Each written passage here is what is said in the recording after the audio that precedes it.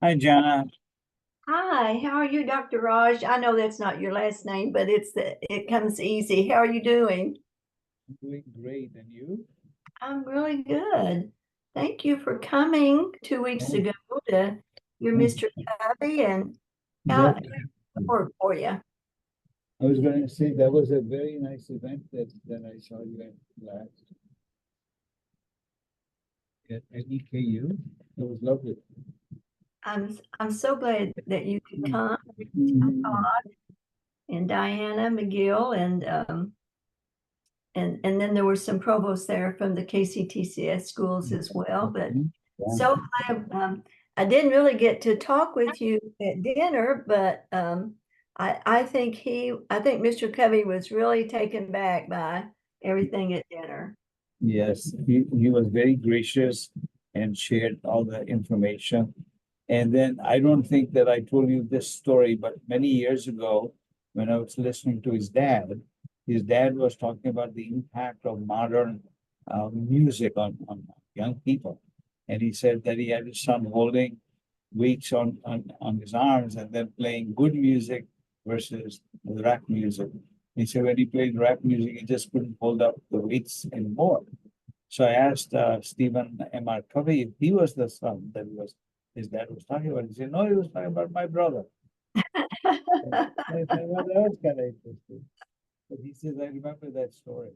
So, Yeah, Stephen is pretty honest in sharing his history, and I thought he did a super job of well, just being a good presenter. It's just really encouraging to see such a good presenter and author too. But sure, sure. I'm so glad you could come. I was expecting him to be a carbon copy of his dad, but he wasn't really. Yeah. No, he's found That's his own way. Hi, Sheila. Hello, how are you? I'm I, fine. How are you doing today? I'm doing well, thank you. Yes. Are you enjoying the lovely weather that we have? I am. I'm enjoying occasionally leaving the office and being surprisingly cool. That's a Yeah. nice change. Hi, Amal. This is Raj. Hi, how are you? Good. Good to meet you. Megan. Hi, I'm Raj. Hi, Raj. Nice to meet you. Nice to meet you. hello, everyone. I'm Today, we Jana. take over Sheila's job of hosting the meeting. So, Maybe nice to see you in person. I sent you a number of emails yeah. I when know. I was at UK. Sheila, I was really excited when I got this invitation from you because I like I didn't get a chance to say goodbye when you left the Senate Oh, office. And I was honestly I was a little worried. I was like, oh my gosh, what happened to her? But I'm glad that you are happily installed in CPE and yes. I actually retired from UK and moved to the CPE. good, So good, good. What I'm did you glad. do, Megan? What do you do at Congratulations. UK? What do you do at UK? Okay, so I am the faculty systems coordinator for our Office for Faculty Advancement, and I will apologize because I am the third string representative from UK today. So our Office for Faculty Advancement will normally be represented by Associate Provost Lisa Tannick and Assistant Provost for Faculty Development, Ken Jones. They are both involved in actually a professional development workshop for our faculty today. So Okay, today well, you get me. we're glad you could attend. Thank Absolutely. you. Hi, Karen. Hello.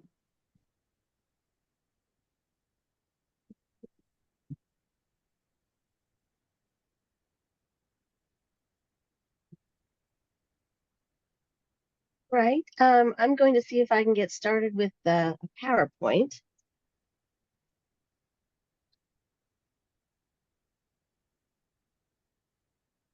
Can you all see the PowerPoint screen?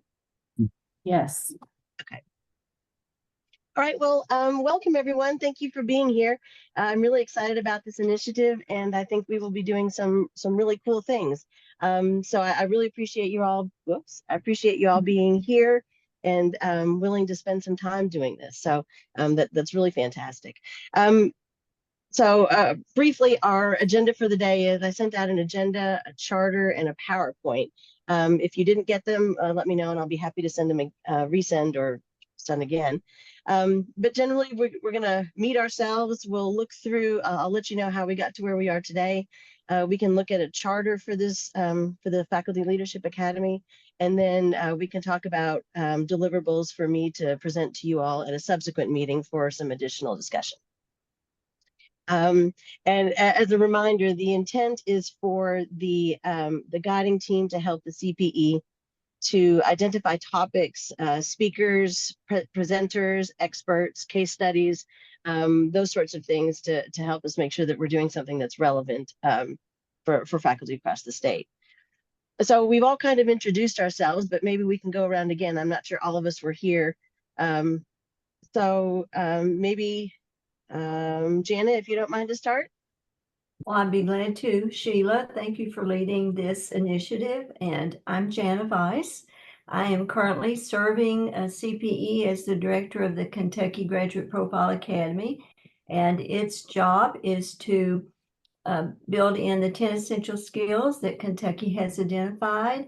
And we have a team, thanks to the provost, on every public campus, all 24 of the public campuses. And I'm really glad to meet you all, and I appreciate the work that Sheila has done getting us all together today. And I was provost at EKU. I might throw that in since it may call on some of that background as well.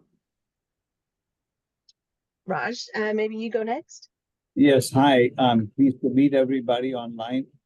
And I think I met many of you in person a couple of weeks ago at EKU. I am the provost at Morehead State University, and I've been in that provost role at several other universities. And I found that there was universal ignorance among faculty as to how a university operates. Many of them figure out how things operate in their own department, and then they learn how to use university assets only when they need them. But when they become chairs or deans, they have a long learning curve. So that's why I'm really interested in this. And Jana and I have had conversations about this. And Sheila, I appreciate all the work you've done in putting the agenda, the PowerPoint, and the charter. Thank you. Thank you. Amal? Sure. Hi, how are you? How's everyone? My name is Amal Saeed. I'm a professor of accounting at Northern Kentucky University. I'm also the Provost Leadership Fellow. This is my 4th year in that position. So I'm working with the Provost Office, and I'm surprised I'm among this group. So with all, a little bit,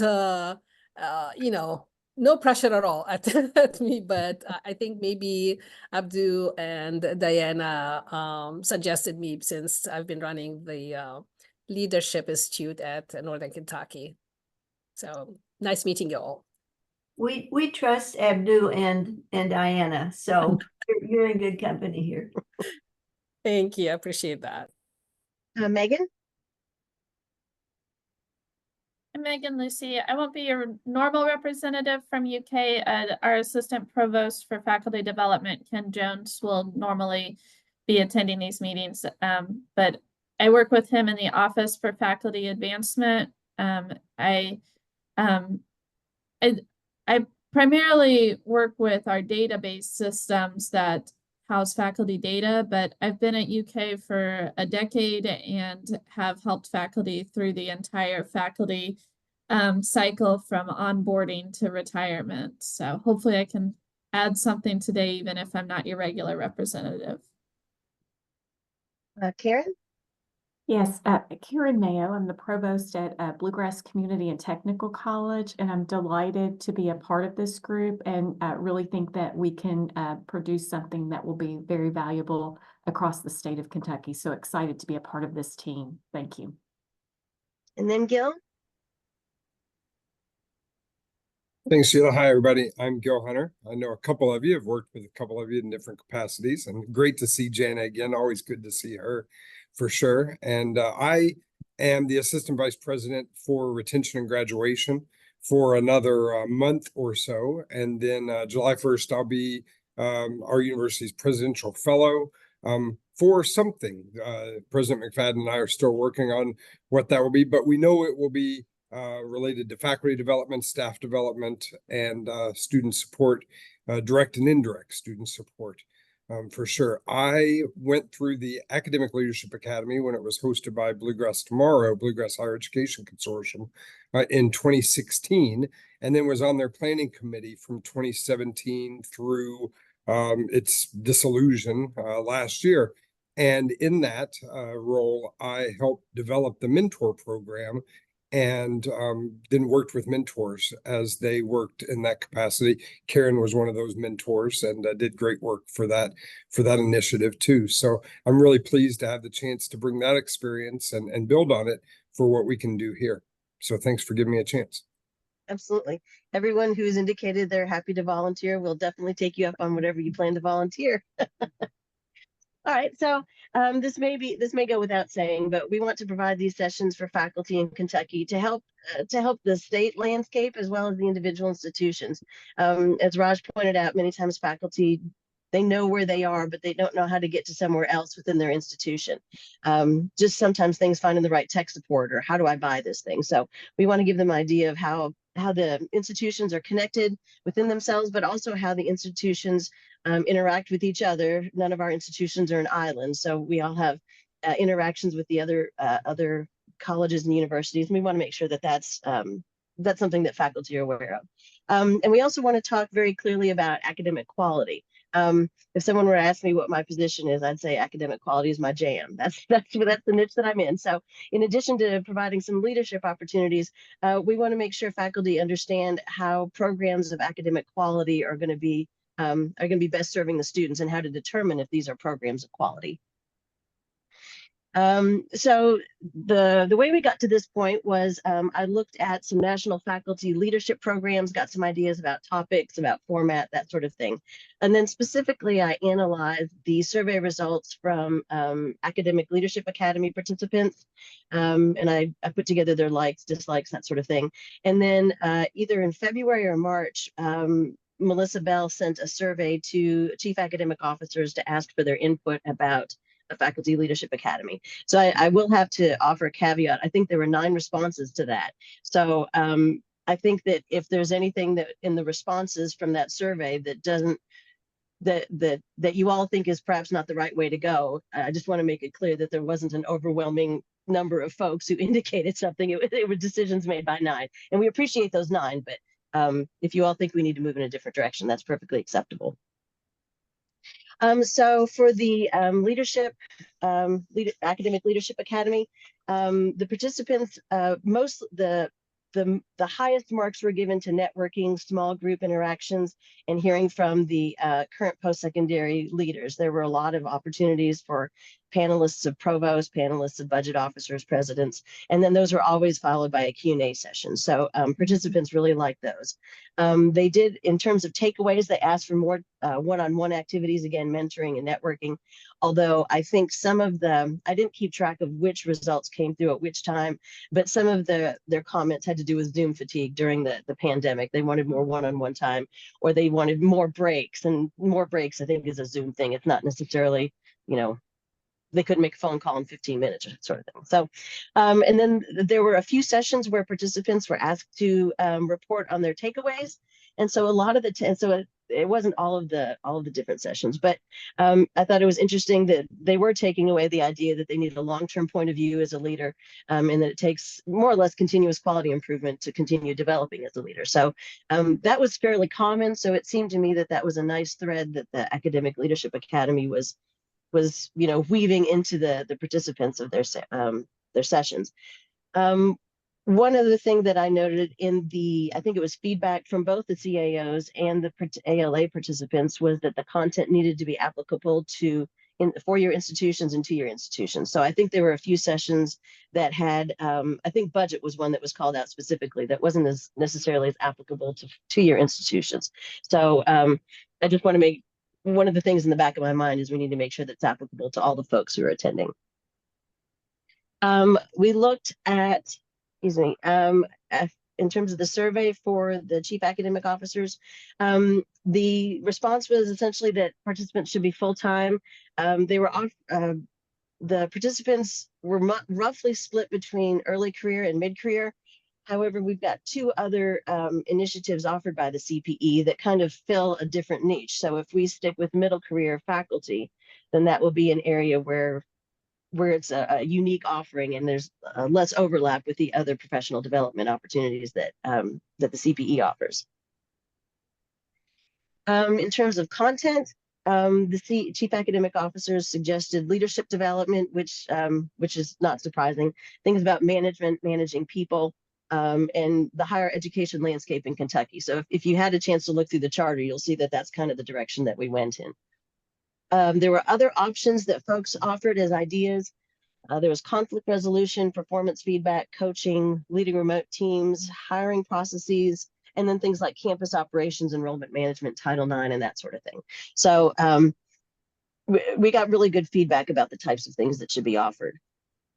In terms of the content, the CAO's also reported an emphasis or desired emphasis on networking and mentoring.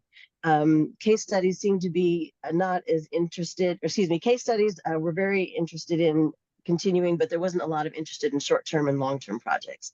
My understanding is those projects, I think the participants may have enjoyed them, but I think it was a heavy lift for the campuses who were occasionally given a project for their participants to work on. So I think it may have eaten up some administrator time. So that's fair. In terms of the format, the number of sessions, the types of sessions, there were preferences for more than 2 one-day sessions and 1, 2, or 3-day sessions, but then there were also things for 2 one-day sessions and less than 1 day and scattered throughout the year. So that's kind of up for grabs. I think whatever we pick is going to be satisfactory to anybody since there's such a wide variety of opinions. So at this point, are there any questions about the background or where I look for information or how that came to be? I have a question for Gil. Gil, it's so good to see you always. We've done a lot of good work together. So I didn't realize you had stayed with the Bluegrass Academy for as long as you did. I will remember when you joined. So what happened were you all still doing the projects by the time it ended, or had they somewhat disappeared? Because that was probably a heavy lift on participants and the others. Well, I can speak to that, I guess, in 2 ways. One, the projects dissolved primarily because they ended up being research work rather than action-oriented work. And those faculty groups would initiate that research in the February or March meeting, whenever that was happening. And they would work up until faculty contracts would end, February or March, May 15th, whatever that might be. And then they'd pick up again in August, do some more research up until they had to submit something in October and, present on that. And so there was no real time for implementation. And that was what we got from a lot of people, was they wanted, some people said, we want a second year so that we can implement some of this stuff we're focused on.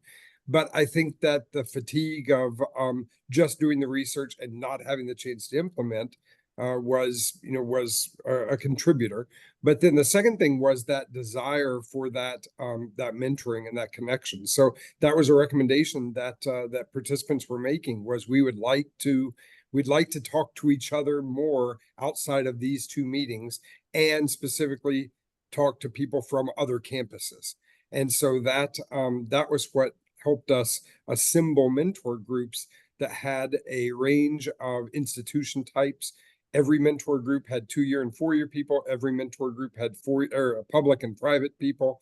And then no mentor, to the greatest extent possible, was from an institution where a mentor group member was from. So that helped diversify that a lot.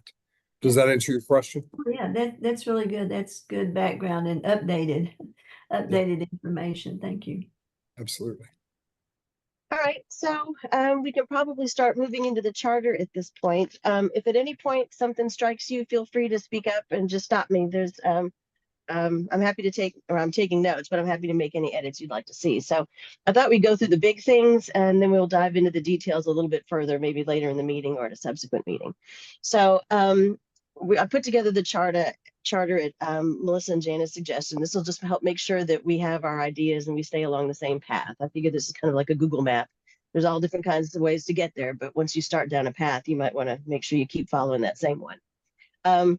And I will, the charter is listed in the draft, so I'll take your all's feedback from today and incorporate into the charter, and I'll send that out in advance of our next meeting so that you all have you'll have the more final version of it. So if we start with the types of participants, the cohort size, and the affiliations, we are looking for mid-career faculty seeking to further their leadership skills. We were thinking roughly a cohort of 20 to 25. We want balance between 2-year institutions and 4-year institutions. And I do think it's important to point out that this is what we're doing this year. I think what may end up happening is we will learn some things as we go throughout the year, and I'm keeping notes about things that we would like to do next year if we have time, but maybe we didn't have time this year. So, I think there's room for growth in all of these things. So we may end up doing an updated charter later on, and that will be a more long-term charter as opposed to just something getting us through this year.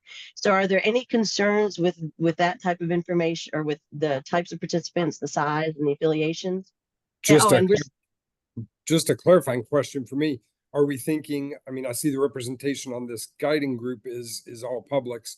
Are we thinking all publics? Yes, and I should have mentioned that, but yeah, I think, and that may be something that we grow into later to invite some of the ICU, the Association of Independent Kentucky Colleges and Universities, I think. So we could invite those in at some point after this, but I thought we'll start. I mean, this isn't small, but we're going to start small. And then once we have an idea of what we like and what's working well, then yeah, I think we could broaden this quite a bit. I think there were a number of mentors that were also at from private institutions, I think, or at least speakers. So yeah, I'd like to include them in the future. Yeah, including the president of Transy was one of our mentors, and that was such a benefit. I think one of the things is, this is headed up by CPE, which is over public institutions, and Bluegrass tomorrow was more of a statewide. But there's, like Sheila said, there's nothing to preclude us. I suspect there are people out there who would welcome the opportunity, but for now it's public. Yeah. So I have a question, Sheila. So given the size of this cohort, are we thinking, and we want to have representation from different types of institutions, public institutions, are we thinking about one representation from each institution? And how many do we have in the state, public ones? I think if we did one from each KCTCF college and one from each comprehensive, we'd have roughly 30, 32.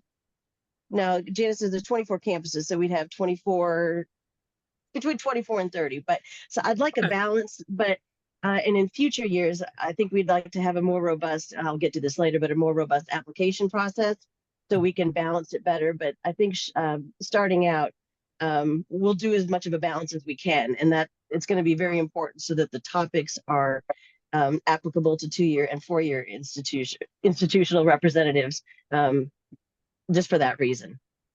Karen might be able to help us in this balance, because if you Amal, if you go one institution or one person per institution, you'd have 16 from the 2-year colleges and 8 from the other. That's not particularly a good balance.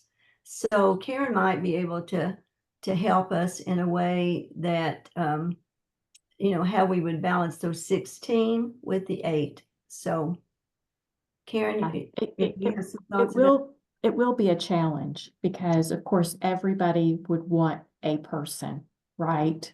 16 colleges, everybody would want a person. But if we only have 8 slots, if that is the number of slots we are given, then I would guess something like every college could submit one person. And then out of that 16, we would narrow that down to 8. That would seem fair. The other way, I really like this smaller group, especially to start the 25. So if we wanted to have equal, we could have 2 from the 8-year, that would be 16, and then 16, that'd be what, 32, I guess. But this year, Karen, that might be a good idea. And we do think this year, I'd mentioned an application process, and I'll get to that later, but it would be nice to have a more robust application process where it's competitive. But this year, we may simply rely on the provost to let us know who are the good ones to pick, because we're running up on fall pretty fast. Okay, so it sounds like this is good, and it sounds like we're comfortable with about 20 to 25. Does that sound about right? Okay. Okay. Moving on, I thought we would need something for these small group session or smaller group sessions. It seems like one thing that I noticed at professional development opportunities, you sit with your friends, and if you go to 2 of them, you sit with your friends twice. So I was thinking that these faculty circles would be kind of a way to force individuals out of their own little area. And it would be kind of ready-made networking. It's a smaller group, and in a group of 5 or 6, it starts to be awkward if you don't talk. So I thought that might be a nice model to make sure there's a sense of community within the group, within smaller areas of the group. So what would you all like? What do you all think about these ideas about having mentors and faculty circles? I think one issue is we'd want to make sure that we've got some good mentors that are trained, and maybe that's not something we can do this year. But what are your all's thoughts?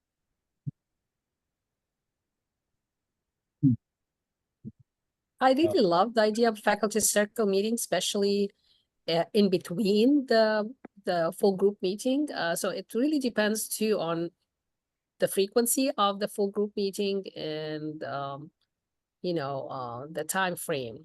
So Okay. Right. One of the things I wanted to say was when we accept somebody into this program, that individual should be asked to commit to going through the whole 1-year program. Okay, you can't have people step in and step out because that destroys the continuity of conversations. I agree with that. And I would also like to add, I served as a mentor with the Bluegrass Tomorrow organization, and we did have these kind of faculty circles that you're talking about, where we met outside of the larger group, and we would discuss topics, relevant items that were relevant to that group. I know with my specific group, the mentors would meet and discuss, okay, this is coming up, and Gil did a fantastic job with facilitating the mentors. We would say at our next meeting, sometime in October, everyone needs to meet with their group. You all pick what works for the group. And we would say, here are the ideas for that meeting. And then I would meet with my group, and we would discuss those ideas plus other ideas that they brought to the table. So it allowed for you to have a prepared kind of set of ideas, or to kind of go organically with whatever the group had going on at that time that they may need to discuss or talk about. So I have found that this type of organizational structure has worked well, or it worked well for my group. Okay. And one thing that was, oh, go ahead. I was just going to say, Karen has answered some questions I know we've had, Sheila, and then that kind of goes back to Gil. Gil, how did you, because really in looking at all this, I think we have a great plan, but these mentors carry a heavy load, right? Because the faculty circles, Karen, only work as well as a mentor works the faculty circle, right? So Gil, how did you identify, and we can go in more detail later, but just an idea of how did you identify those mentors, Gil? And Well, we started with people who had been through the Academic Leadership Academy recently, so they had a sense of the context. And we simply reached out to our group and said, would you be interested in this? And, we had kind of a good number that said yes, 8 or 9 or 10, I guess, that said yes. Of course, the Bluegrass Tomorrow version was a little larger. We had about 70 people participating each year. And so we had groups of 8 or 9 in those mentor groups. But we were fortunate to have people like Jennifer Weiss, Karen Mayo, Ryan Baggett, that agreed to be mentors, president of Transylvania University, so we had good, strong people agreeing to be mentors, and they buy into the process. That's the key. We did Mhm. have mentors who, had to miss a meeting or couldn't meet with their group at a particular time, ended up in the hospital on the day they were supposed to meet with their group. And, so things happen. We know that, but we start with a strong core of mentors. And I think some of those details take care of themselves. And Gil, one thing I will add that I found very valuable was the preparation that Gil did prior to the mentor meeting. Gil would meet with the mentors and kind of prep us for the next steps. Here's a timeline. Here's what you should be doing. You should be meeting once a month or once every other month, and here's the timeline to go by. We're going to meet prior to that meeting to discuss what that meeting will look like. And that was a very valuable tool to help facilitate those meetings. And I think that is part of the success of the program, is making sure that the mentors are very prepared to do their work. Thank you. So kind of on the same vein of making sure that the mentors are prepared to do their work. I know that coordinating the schedules of even just 6 people across 6 different universities, especially if they're leaders that have a lot of time commitments anyway, can be really difficult. Does CPE provide staff support for that type of logistical work? Well, Or I is think it you're on the looking at it. mentors to schedule them? Okay. I think I'd be doing a lot of facilitating work, but it would be facilitating the mentors to be able to do their work. And Sheila will be the glue to hold it all together. I can say, I don't know when Karen met with her group, but by far the most popular times for mentor group meetings were Monday at lunch in the noon hour and Friday afternoons. Those, I mean, of course, it's not happening every week. It's happening like once a month at the most. Right. But Monday lunchtime and Friday afternoon were definitely the most popular times. And one thing to add to that, what my group did immediately when we became a group, we established all of our meeting times for the entire academic year. So it wasn't like every month we'd say, okay, when do you want to meet now? Like Gil said, we established, here's the time. And I think we met, I can't remember if it was Monday morning, but it was a Monday.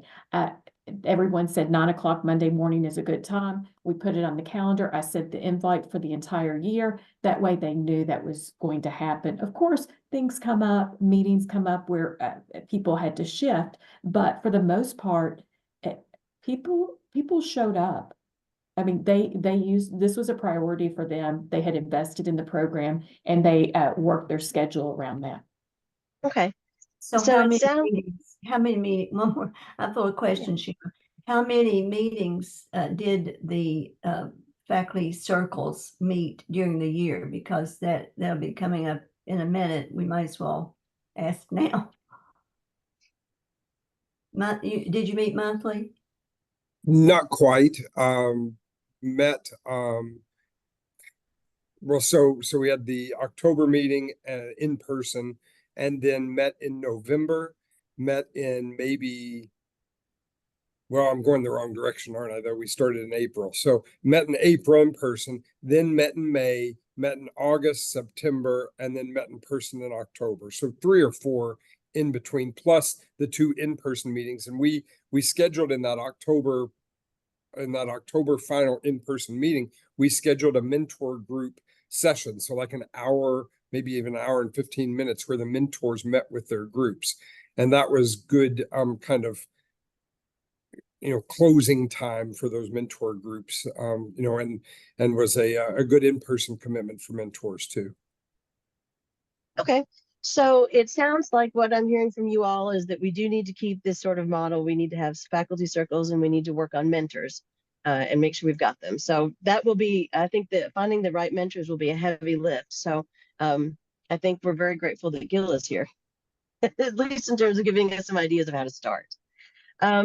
Okay, if we're moving on, the learning outcomes, I've got them on the screen. I'll be honest with you, I did topics and I went to ChatGPT and fed the topics in and asked for the learning outcomes. So, and then tweaked them. So they're quite interrelated. Do you all think that anything has been missed in terms of the type of stuff that we're trying to do or what we want these faculty participants to get? Do the learning outcomes seem acceptable?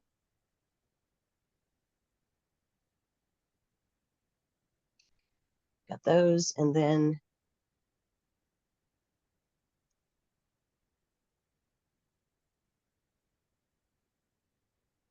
I think we mentioned budgets as an important part of our topical list. I also thought we should add employment law as an important part, because these days you get, as a provost or as a department chair or dean, you could get embroiled in many kinds of things that happen, anywhere from sexual harassment to political affiliations that may not be appropriate at an educational institution. And then recently we saw this Palestinian support groups on campus. So, these kinds of things, I think we need to understand, or we need people to understand where the boundaries are. For example, one of the things I hear frequently from my HR director is people will come and say, this person is performing very poorly and should be fired. But then you go back and look at the evaluations of the person for the last 5 or 6 years, and they're exceptional. So we have that problem. I'm sure that Jana, you and Sheila, you come across these, and Karen, you do too. So we have to be aware of people's rights and responsibilities in higher education. That's a good point. I was gonna add to Right. that point, if employment law is a topic of focus, that actually the best presentation I ever heard about employment law in Kentucky and higher education came from one of CPE's lawyers at the College Business Management Institute. So I'm sorry that I'm blanking on his name right now, but if you ask your lawyers which of them presented at CBMI, he did a great job and would probably be a good presenter. any other thoughts about the learning outcomes? Anything that we may have missed? It sounds like we need to include employment law and budgeting, finance, that sort of thing. Anything else? I thought I saw a legislative process somewhere in one of these lists. I'm not sure if it was this one or or a different one you shared. I think it's in the Well, topics maybe. together with the finance too. I think the finance is also, budget is in the topics. Okay, in the topics, yeah. So I certainly think that's a good one that faculty, especially when we're hiring faculty from out of state. Kentucky's General Assembly is different than any other states and have their own quirks. So I think exposure to that kind of thing is valuable. At least an overview. Okay. Okay. And shared governance, I mean, Sheila has most all these on her list, but it's kind of nice to highlight some of these things. And for most of us having been provost or in that upper level of administration, shared governance is really important. Building trust among faculty and administration is such an important issue on every campus. Well, that's a lovely segue. If we're looking at the Right. general topics. Oh, yeah, yes. If I might add, I know that it is included somewhere, but maybe if we can implicitly include it in the learning objectives, is the developing the awareness of the landscape in the higher education, how it's changing, and maybe also the challenges of leadership in higher education.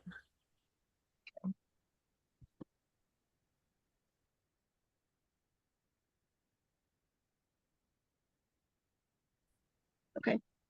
Anybody else with things that I can add to the learning outcomes? Okay. Well, I don't know they have to be in the Yes. learning outcomes. Your learning outcomes are pretty broad. Learn strategies, promoting student well. I mean, I think they're pretty broad, but your topics, I believe, are where we have added some specifics.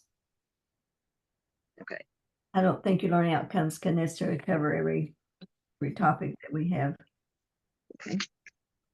So then moving to topics, it sounds like we need to insert includes budget, employment law, Kentucky legislature, and awareness of the landscape of higher education and challenges in leadership. So and if there's some of these things, there's 2 slides for the topic. So if you're looking at this one, I'll flip to the other one in a minute. But if there are areas that you think are less pertinent or less relevant or other things that are really critical, then we can focus on those instead. So the other items, so the major headers are interpersonal relationships, holistic student success, academic quality, and understanding systemness. So all of the things that you all mentioned as topics will easily fit in any of these categories. Having looked at them, is there anything in here that sticks out as really, I mean, you've already mentioned things that we need to make sure we include. Is there anything else in here that you think is particularly important, or anything in here you think maybe we don't need to focus on this year?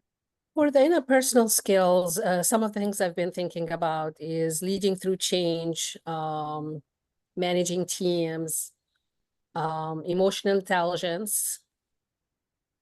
Can you go up 1 slide, Sheila? I'm sorry. Yes. No, you're good. Conflict management or managing conflict. Okay. Megan? You have mental health listed under holistic student success, but in our office for faculty advancement, a lot of times we're seeing an intersection of faculty members' own mental health concerns and difficult times that that are happening interpersonally within the unit. And so maybe since you're talking to leaders of units, thinking about the mental health and well-being of the faculty members and how that fits into a systems perspective, as well as the mental health and well-being of the students. I don't know if this was on the list or not, and it probably is, but looking at assessment and data, I think that is something that leaders, especially young leaders that are emerging, could use some more assistance with. And I also think about the importance of accreditation and making sure that people understand what that looks like, both institutional-wide accreditation and program accreditation. So those are some potential topics, I would say.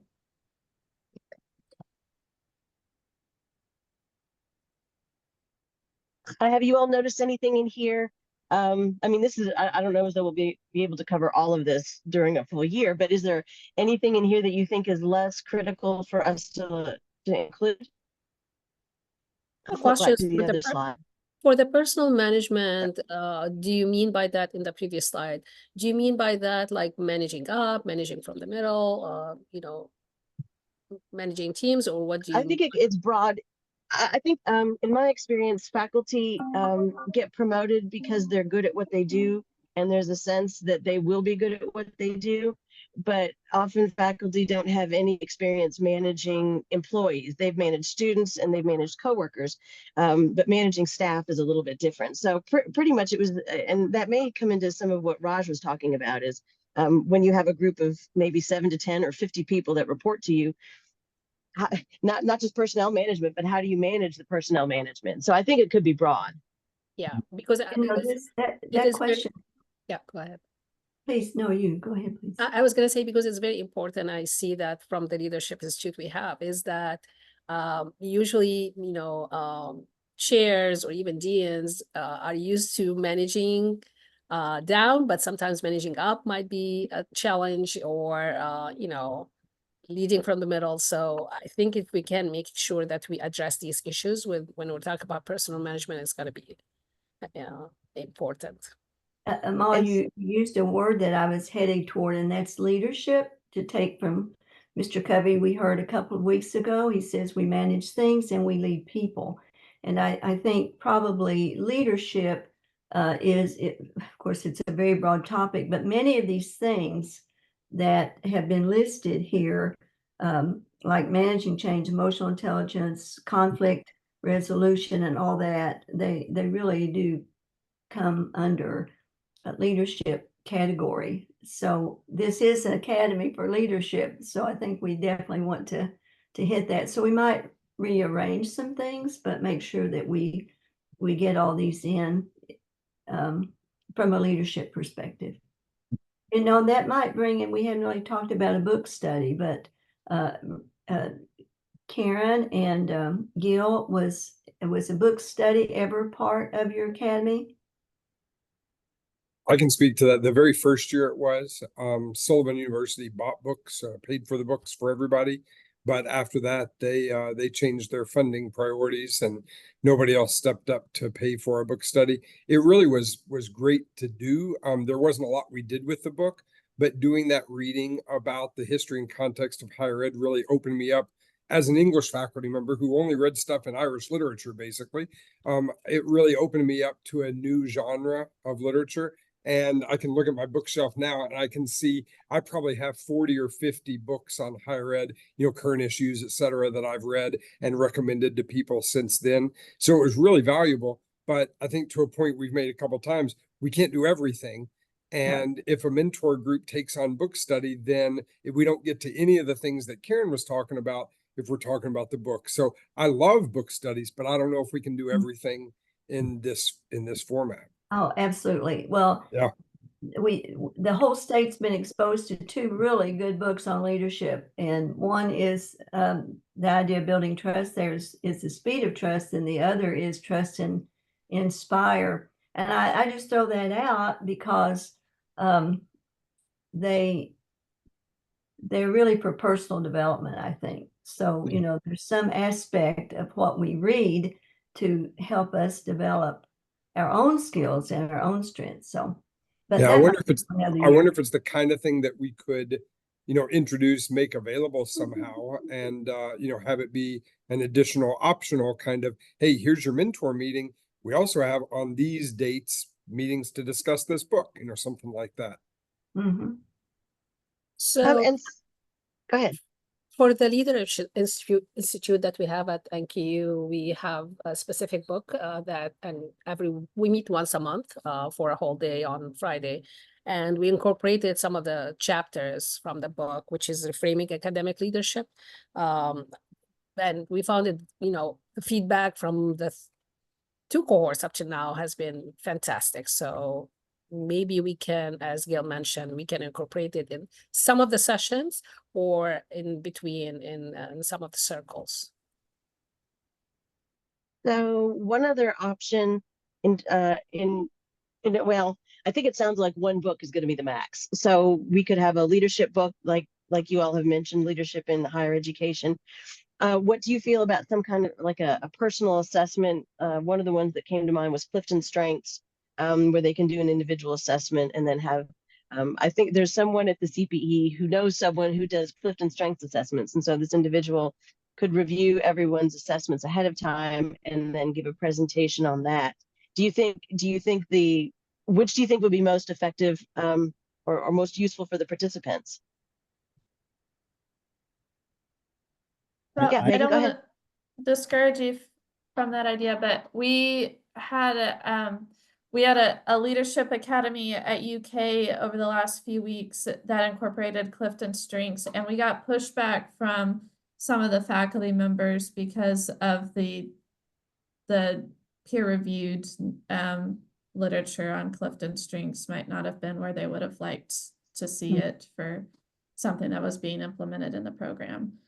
And then I was also just going to propose an additional topic would be time management, because I think that the jump from being like a regular faculty member to being a leader, whether that's a department chair, program director, it's like a whole new ball game when it comes to managing your time commitments. Okay. So Sheila, I'll yes. say my opposition to Clifton Strengths is that it's an expensive book and it only is it can only be used once. I mean, the book can be used again, but you get an access to the assessment one time. And I understand that makes sense for their business, but it's hard, it's hard to pass along the book and not the assessment with it. But Okay. yeah, so I mean, we might get more bang for our buck, which is a fireworks reference, but we might do something like that with a different text. I don't know. Okay. So it sounds like the idea of a book is a good idea, and we can find a way to incorporate it into in-person sessions and or faculty circles, but we don't necessarily want a leadership assessment type of activity. We want something that's broader about higher education. Does that sound correct? So Okay. there's another assessment that I can share with you that we've been using, and we have discussions around it in one of the sessions. Maybe, I don't know if it's the same one that you are referring to, Gil. I should put it in the chat.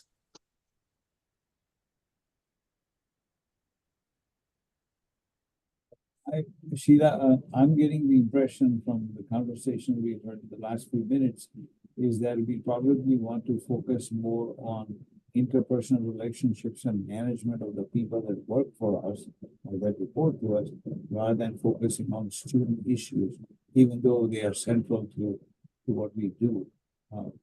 It's just that if we manage the people and keep them happy, they will in turn in their classes go and keep the students happy. That's a great point. You know, so focusing on student basic needs and transfer initiatives will detract us from where we want to go. Okay. Does everyone else agree that maybe that entire bucket can be set to the side for the moment and we'd focus more on the interpersonal relationships, systemness, and academic quality? Does that seem reasonable? And I'm sure that some of the holistic student success, those things that are in there, I mean, the transfer initiatives, gateway courses, actually all 5 of those are areas that the CPE does work in anyway. So they're probably going to get brought in this section anyway. So it sounds like we can drop the holistic student success, and a lot of it will be wrapped up into the academic quality area. Is everyone okay with that? Yes. Okay. All right. Next, now we kind of got the hard stuff. So this is what I thought was hard. So the time commitment. How much time do we want to ask people to commit?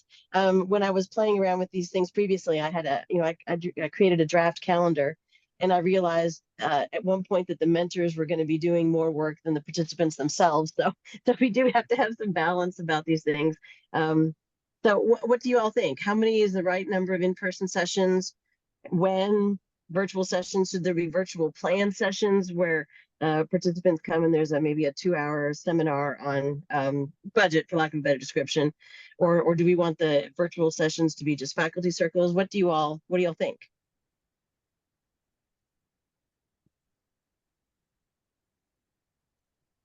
I think there are multiple ways that we can go with this, but one thing that just came into my mind is what about, since we have so many topics and everything is so valuable, what about an approach? This is just one thought. If, and I'm just throwing out numbers, if we had our in-person sessions and then some of the virtual sessions could be what I would call a cafeteria model, where you had 10 sessions and everybody got to select as many of those sessions as they wanted. But the commitment would be that you attend at least 5. So that if I felt well-versed in budget, maybe I didn't attend that one, but I attended the other session that was on legislative information. That's just one approach where it offers a little bit of flexibility. If we wanted to give people, here are all these sessions, and you kind of create your map that was specific to you and your journey on this, that could be one opportunity to do that. But of course, with only 20 to 25 participants, you wouldn't want to conduct a session with one person. So I think that you have to think through that too. There are people committing their time to preparing a session. So now that I continue to process this out loud, that may not be the best option. But I was just thinking of a way to cater the experience to the individual person. So, I think that's everything you said. I agree with from the beginning to the end. So maybe this is just something I put in a note, and it's something that we can do in future years, because I think the size of this group will grow, and that is a really nice way. One of the recommendations from, I think it might have been the CAOs, was a cafeteria style approach where people, individuals can check what they think is going to be most useful. So I think I'll keep that down as a note, because you're right. I was really excited about it until you brought up the point that we don't want a session with one or no people. So, Right, right. so anyone I else? What are your agree. thoughts? I agree. We don't want sessions with one or no people, but I do like the idea of something like core sessions and then, additional sessions or something like that, Mhm. optional sessions. Because I think that gives us space to do something like a book study as optional sessions. I don't know yet what we would be looking at in terms of participation, but the only request I would make is that we don't do too many like one-offs. Like we don't say let's have a one-day conference and say that takes care of it, because so often that has a high impact for a short duration. What I'm looking for in leadership development is something that's enduring, something that's sustainable, and at least through a year, and then with the potential for people to stay connected and collaborative for years beyond that. So looking at the It's best like- practices for leadership programs across the country, like for example, the Harvard one, it's usually like 2 weeks every day for 5 days. So we cannot do that with this format, but that's why on the other end, something like what we have in one institution would be once a month meeting, a full day. But in general, you need at least 45 to 50 hours of contact to be able to make a difference and have a true leadership development. So I was thinking maybe a combination of a monthly or quarterly meetings, that if it's quarterly, it has to be 2 days, for example, or if it's a monthly, it can be 1 day, and then in between we can have virtual ones. But I feel also it's very important to have the in-person contact. So it depends on the logistics too, And Can the we resources. rotate the meetings, for example, the physical meetings, in-person meetings across the different institutions? So I don't know if 2 days better and have it like twice a semester or 3 times a semester or once a month for a full day might be better. Okay. Gil, I just wanted to ask you a question. So you said you didn't want the one-offs. Does that mean, are you referring to a 2-hour session on budget, or are you referring to, or you want it woven in? No, I don't think I'm more talking about the interpersonal connection piece. So I don't, I think, a topic may be standalone. We may move on, the next month, whatever, to a different topic. But I think, cramming everything into a single day and then, patting ourselves on the back that we provided a leadership development exercise would be insincere. But I think doing things where we're getting those people together routinely. I mean, really, my blunt question would be, how often do you think we could get away with? If we could get them together in person once a month for a year, that would be a wonderful experience. We can't get away with that, but what could we do? Because that's going to create the deepest impact, I think. I was going to respond to that because, having leading right now 24 teams across the state and thinking about CPE's resources being primarily Sheila and then whatever help that we can give her.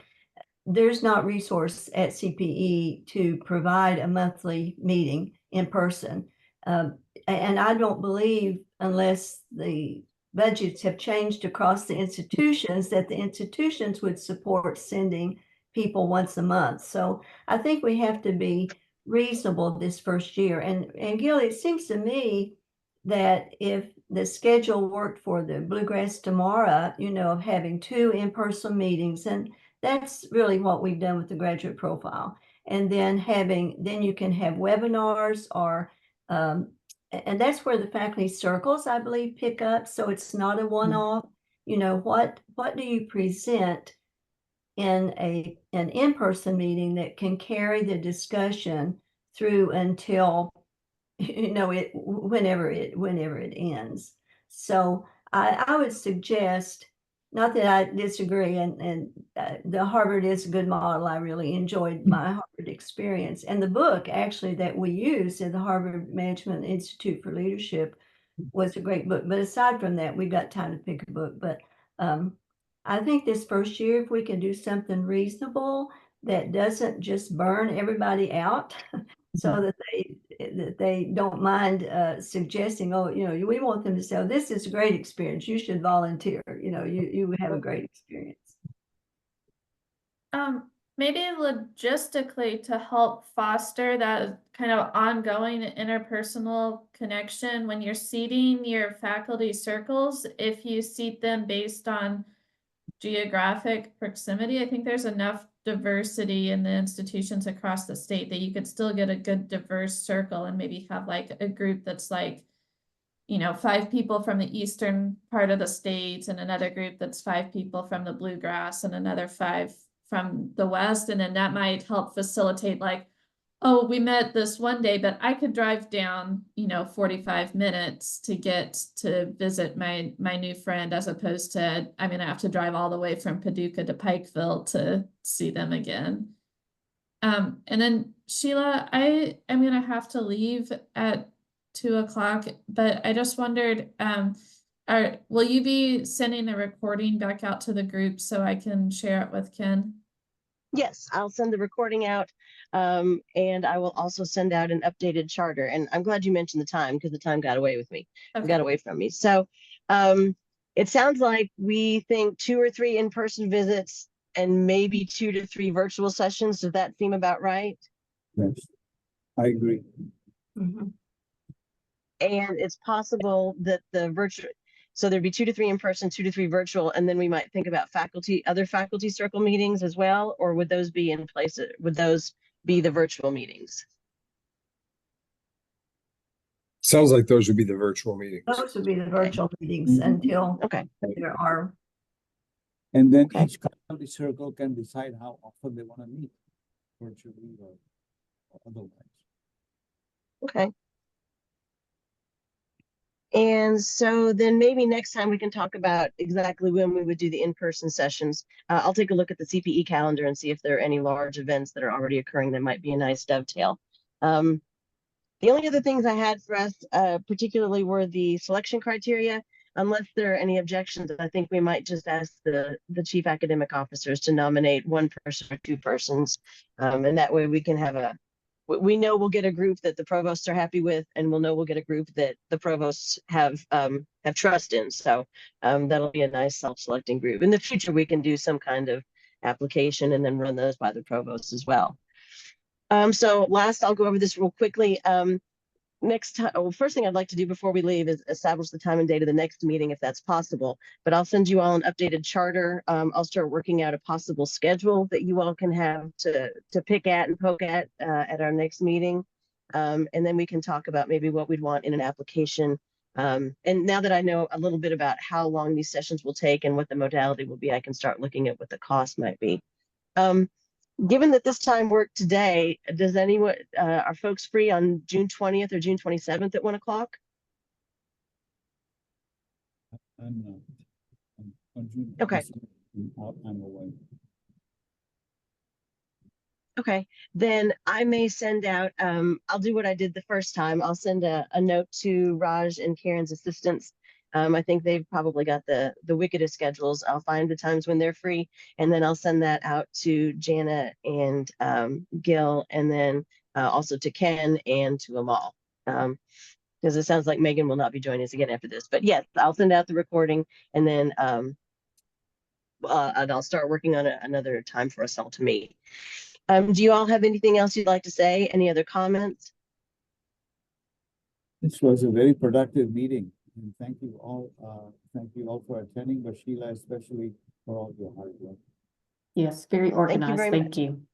Good. All right. Well, also thanks to you all. We won't be able to do this without you. You've given me a lot of really cool things to think about, and it may take me a week or so to get this stuff back out to you, but I'll send, in contrast to what I did this time, I'll send the stuff out to you as soon as I have it ready, and then maybe our meeting will be a couple weeks in advance, so you'll have more time to look at them. All right. Any last thoughts from anyone? Thank All you. right, you all. Thank you very much. I appreciate your time today. Yeah, Thank me too. you. See you, Ann. Nice meeting all of you. Bye-bye. Thank Bye you. now. Bye.